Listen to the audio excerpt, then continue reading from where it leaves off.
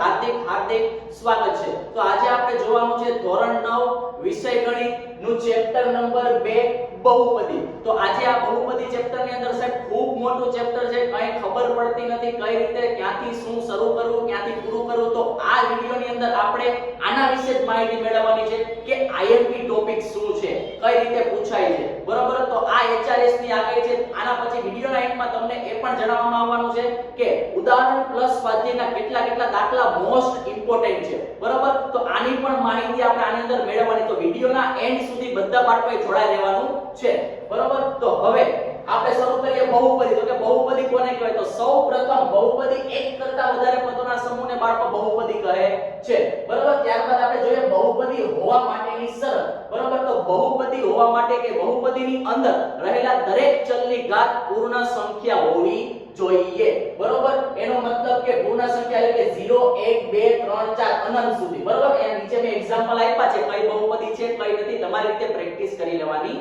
છે।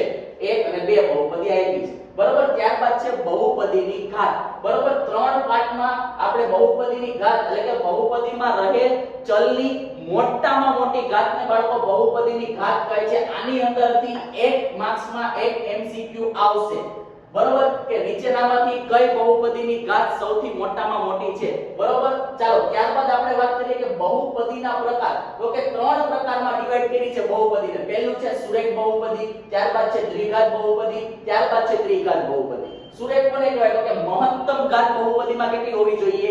1, બરોબર। દ્વિઘાત કોને કહેવાય? તો કે ચલની મહત્તમ ઘાત કેટલી હોવી જોઈએ? 2।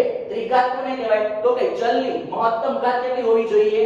3, બરોબર। ત્યારબાદ હવે આની અંદરથી પણ બાળકો એક માર્ક્સ માટે એમસીક્યુ બની શકે એમ છે, બરોબર। તો કે કઈ રીતે પૂછાય? તો કે નીચેનામાંથી કઈ સુરેખ બહુપદી છે, નીચેનામાંથી કઈ દ્વિઘાત બહુપદી છે, નીચેનામાંથી કઈ ત્રિઘાત બહુપદી છે। તો આ રીતે તમારે એક્ઝામમાં એક એમસીક્યુ આની અંદરથી આવશે ને આવશે, બરોબર। ત્યારબાદ આપણે જોઈએ કે બહુપદીનું શૂન્ય કોને કહેવાય, બરોબર। તો કે p of x ની એવી કિંમત કે જ્યાં ચલની જગ્યાએ મૂકતા બહુપદીનો આખું મૂલ્ય કેવું થાય?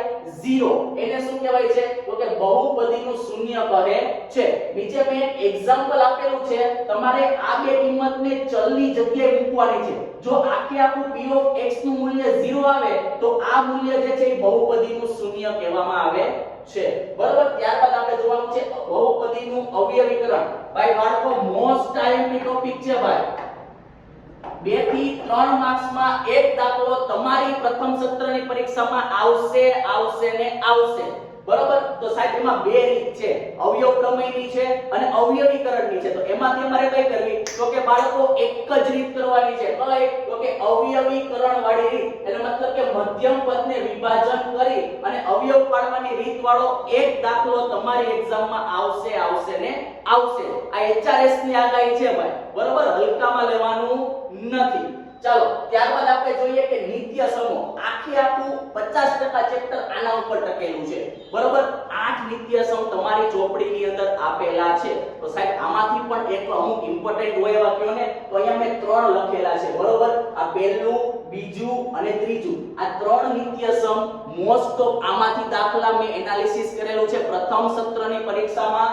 આમાંથી આ 3 નિત્ય સમૂહને રિલેટેડ દાખલાઓ બહુ પૂછાય છે, બરોબર। તો હવે આપણે વધારે ટાઈમ ન બગાડતા હવે હું તમે સીધો આઈએમપી ઉપર જઈએ છીએ, બરોબર। તો નીચે મેં લખેલા છે ઉદાહરણ નંબર 5 7 8 12 15 17 અને ઉદાહરણ 18 નો દાખલા નંબર 1, બરોબર। ત્યારબાદ સ્વાધ્યાય 2.1 2.2 2.3 2.4, બરોબર। આની અંદર પણ મેં દાખલા નંબર અને પ્રશ્ન નંબર લખેલા છે।